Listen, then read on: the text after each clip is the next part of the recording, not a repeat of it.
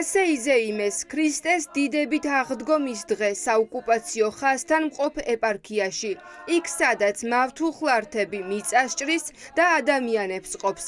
ნიქოზისა და ცხინვალის მიტროპოლიტმა მეუფე ისაიამ მრევლთან ერთად სწორედ ამ გამყოფ კედელთან აღავლინა ლოცვა. ოკუპანტების მიერ აღმართულ ამ კრძალავ ნიშანთან შესრულდა ქართული საგალობლები და ცეკვა. მავთუხლართებთან აღდგომის შეხვედრა. ეს იყო მეუფის განაცხადი, სად დგას მისი ხედვით ახლა ის.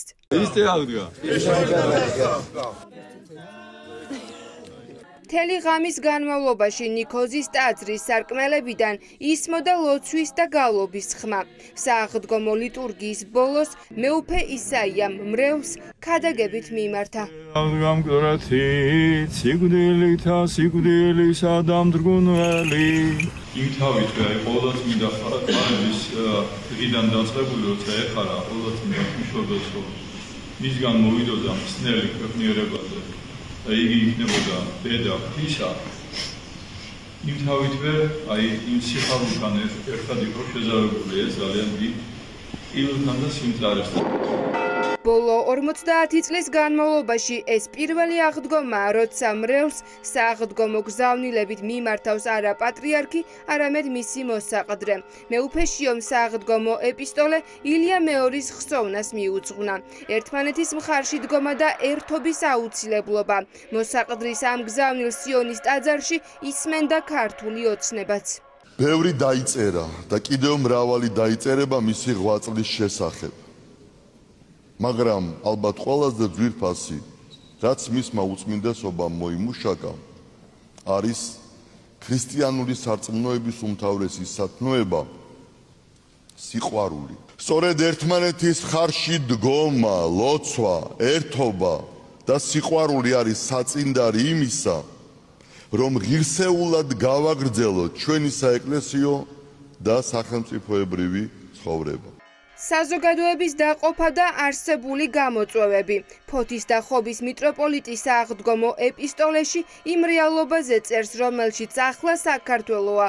მეუფე გრიგოლი ფიქრობს, რომ ახლა უპირველესი ამოცანა დეპოლარიზაციაა. მეუფე მელქისედეკი კი მრევლს აფრთხილებს, რომ მზად იყვნენ მოსალოდნელი დაბრკოლებების დასაძლევად. ჩვენ საზოგადოებაში ერთგვარი ნაპრალი გაჩნდა, რომლის ამოვსებასაც ჯერჯერობით ვერასგზის ვერ ვახერხებთ.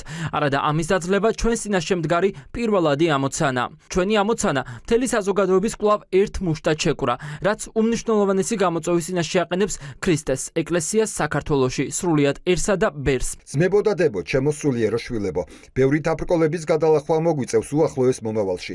საჭირო იქნება წინა ხუდგეთ ისეთ გამოწვევებს, რომელთა შესახებ აქამდე ნაკლებს ფიქრობდით. მღვდელმთავრების სააღდგომო გზავნილებს აფასებენ თეოლოგები. საეკლესიო სწავლულებს არ უკვირთ, რომ მოსაყდრის მეუფე შიოს გზავნილებში ვერ მოხვდა ის საკითხები, რაც ხალხს აღელვებს. პოლიტიკური პატიმრები, რეპრესიები და საგარეო კურსი. ეპისტოლეში სრულად არის გამოტოვებული ის საკითხები, რომლებიც საზოგადოებაში მწვავე დებატებს იწვევს, ამბობს თეოლოგი. მოზომილი მოკლე და მე ვიტყოდი, რომ სწორედ ესეთი თამდაბლობით იყო გამშვალული ეს ეპისტოლე. არ იყო აქ თქვა დაპირისპირებებზე საუბარი, არ იყო რომელიმე მხარის დაჭერის საუბარი, არ იყო საკუთარ თავზე საუბარი. ყოველ შემთხვევაში ზოგადად ეკლესია უნდა ცდილობდეს, რომ იყოს გახსნილი და ღია ყველასთვის. ამ ეპისტოლეში არ იყო საუბარი პოლიტიკურ ასპექტებზე, არ იყო საუბარი, თუნდაც იგივე რაღაცა ბიოეთიკაზე, ხელოვნურ განყოფილებაზე, სამეცნიერო საკითხებზე, რაც აქამდე იწვევდა ხოლმე დიდ დაპირისპირებას და დიდ დავიდარებას საზოგადოებაში. ორ კვირაში სავარაუდოდ წმინდა სინოდის სხდომაზე პატრიარქობის 3 კანდიდატს დაასახელებენ. საპატრიარქოს ამ დრომდე არ გაუწია კითხვაზე პასუხი ასაკთან და განათლების ცენზთან დაკავშირებით. თუმცა კუმურდოსა და ახალქალაქის მიტროპოლიტი ფიქრობს, რომ 70 წლის მეუფეს კანდიდატად ყოფნის უფლება უნდა მიეცეს. ადამიანს უთხრა რომ ეხა შენ 70 წლის ახარ და შენი ეპისცენი პატრიარქობა არ შეიძლება, იმიტომ რომ 70 წლის ახარ მგონი არასწორია საერთოდ. რომ იმ შემთხვევაში თუ კომისიის რომელიმე წევრი დასახელდება კანდიდატად, ის მერე კომისიის წევრი აღარ იქნება და ჩანაცვლება მოხდება სხვა მდევთავრით. გავრცელებული ინფორმაციით ისტორიულ სინოდის ხდომაზე ელოდებიან დასავლეთ ევროპის ეპარქიის მიტროპოლიტს მეუფე აბრაამს. გავლენიანმა მღვდელმთავარმა შესაძლოა საკუთარი კანდიდატი გაიყვანოს.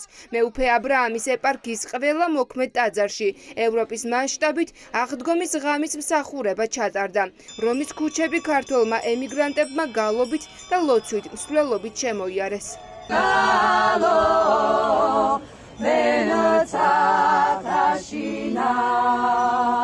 საქართველოს ყველა მოქმედ ტაძარში უკვე გავრცელებულია მაცხოვრის საფლავზე გარდმოსული წმინდა ცეცხლი. იერუსალიმიდან ქართველმა სასულიერო პირებმა აღდგომის ცეცხლი ჯერ სიონის საპატრიარქო ტაძარში მიაბრძანეს. აღდგომის დღესასწაულს შემოაქვს დიდი სიხარული, რომელიც პატრიარქმა მთელი თავისი ცხოვრების მანძილზე ატარა და მისი სიტყვები რომელიც ყოველთვის გვამხნევებდა ჩვენ ყველაფერი კარგად იქნება, ზუსტად ეს დაკავშირებული არის ქრისტეს აღდგომასთან. პირველი წელი არის, როდესაც უწმინდესის გარეშე ხვდებით ამ დიდებულ დღესასწაულს. ყოველთვის პატრიარქი გვაიმედებდა ნორაფნის ნუგეშინიათ. აი ჩვენც ამ იმედით ვართ აუხსილები და მინდა მიულოცოთ ჩვენ სულიერ ძმებს. თითქმის ნახევარი საუკუნის მანძილზე წელს პირველად აღდგომის დღესასწაულს ქართული ეკლესიის საპატრიარქო კათედრა დაქვრივებული ხვდება.